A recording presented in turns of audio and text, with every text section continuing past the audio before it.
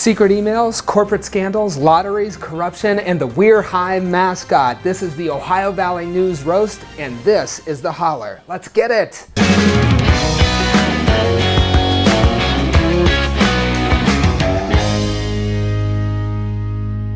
Three multi-billion-dollar drug companies are standing trial in Huntington and Cabell County, West Virginia for speeding tickets. Just kidding. It's because over 8 years, these companies, Cardinal Health, AmerisourceBergen, and McKesson, flooded the Mountain State with 1.1 billion opioid pills. We've already said billion twice, so let's remember just how much that is. 1 million seconds is 12 days. 1 billion seconds is 32 years. How much money did these giant drug companies make? A shit ton.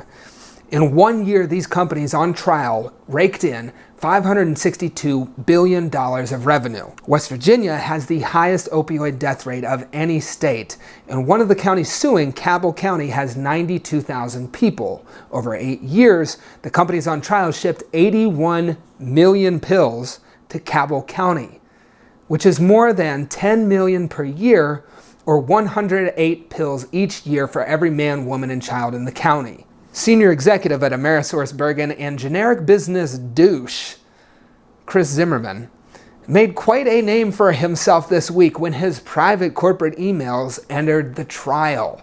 You see, Zimmerman, genius, workshopped his comedy routine over email at the expense of Appalachians.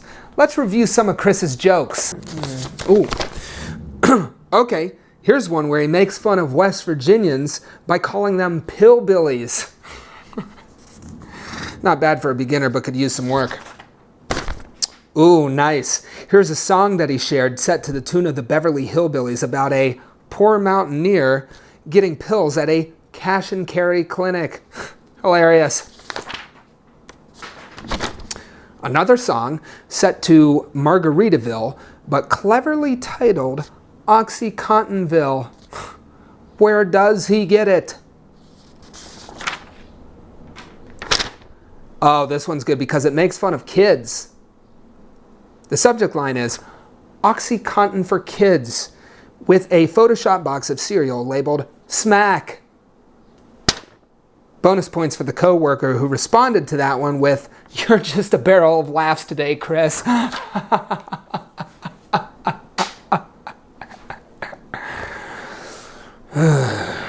Confronted in court with these hilarious emails, Zimmerman threw himself a pity party and whined about the attacks on his personal character before defending the corporate culture at AmerisourceBergen as being of the highest caliber.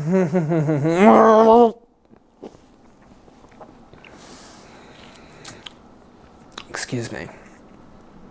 Zimmerman, who has a tragic allergy to personal responsibility, then went on to blame everyone but himself, from the U.S. government all the way down to low-level employees at his own company. But listen, guy ain't no dummy, okay? Because if you're going to commit heinous crimes in America, at least do it at a multi-billion-dollar company first, okay? Because that way, when the shoe drops, the most you'll face is a fine that pencils out to the cost of doing business. I learned this from consultants. Smart thinking, Chris. Maybe take some time off and work on those jokes. Or use all that money you made to buy the farm.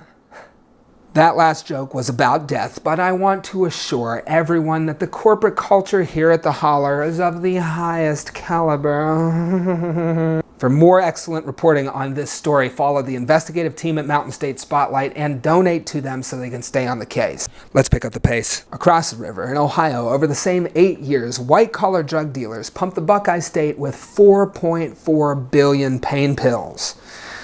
They only pushed 3 billion pills on Michigan, so go... You know what? No. Fuck these companies. They are nobody's team, and I have nothing good to say about them. Haven't you heard? Nobody wants to work anymore. I don't know why. Nearly half the 25 jobs projected to have the most annual openings in Ohio through 2028 pay less than $15 an hour. What's the holdup? With that kind of poverty, you are almost guaranteed to get a moody New York Times feature around election time. They may even parachute in from the coast to take a picture of your dirty hands. Working people rallied in Wheeling to support the Protect the Right to Organize, or PRO, Act. The act helps working people negotiate better wages, retirement, and health care for themselves in the free market and reduces the need for government in the workplace. Ohio Valley Senators Joe Manchin, Sherrod Brown, and Bob Casey all support the PRO Act. I'll assume the other Ohio Valley Senators, Pat Toomey, Shelley Moore Capito, and Rob Portman, are being told not to comment by their corporate donors. Are the kids eating you out of house and home? Well, good news, because payments are on their way from good old Uncle Joe. Benefits everybody. Hurts nobody. Come on, man.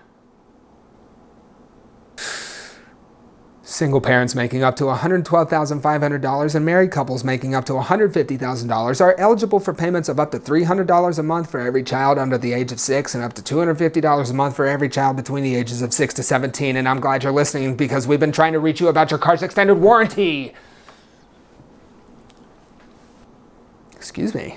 Drug manufacturers and middlemen both are responsible for rising consumer costs, which has nothing to do with their insane profit margins or CEO pay packages. Not.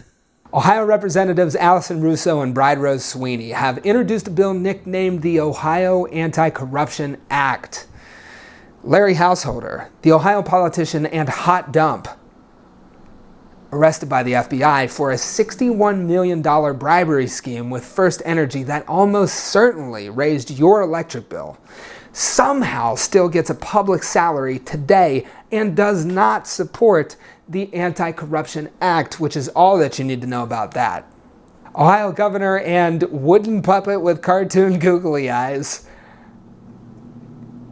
Mike Dewine, is ending unemployment benefits early, which is money that you earned by working and paying taxes set aside to pay for unemployment. Good news though, you have a chance to recoup that money, which brings us to our next story, the Ohio Vax-a-million Lottery. The name, the logo, it looks like Howie Mandel woke up from a Coke vendor and named our new health incentive program.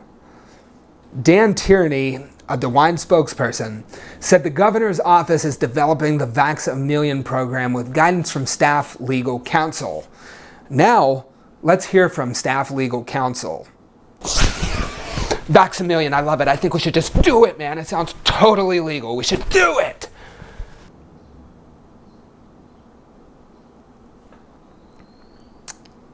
West Virginia governor and man who's been spending a little too much time with the Ohio Legal Counsel for Vax-a-million, Jim Justice, it's the baggy eyes, says that fully vaccinated mountaineers can ditch those pesky masks.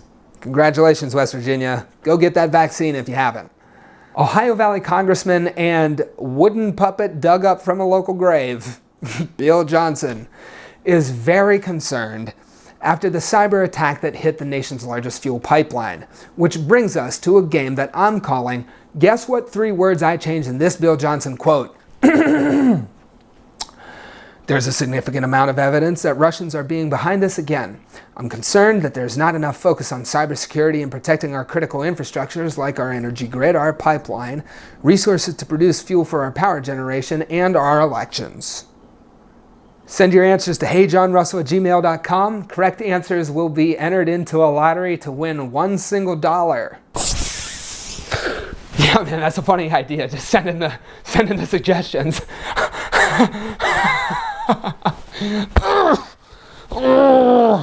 Excuse me. Yeah. Local students were rewarded for staying drug and alcohol free with a lunch from Chick-fil-A, ice cream, and cornhole.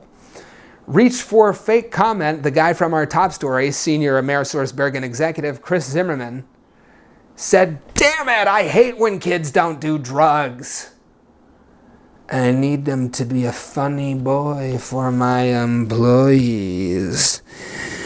I love it when the kids do the drugs." Last but definitely not least, there was a protest Monday organized by Weir community members who want to keep the cartoon logo for the Weir High Red Riders. after a decision by the principal, Kristen Bissett, to phase it out. We here at the Holler agree with the principal. The logo just has to go, okay? Because it's just wrong. It's wrong.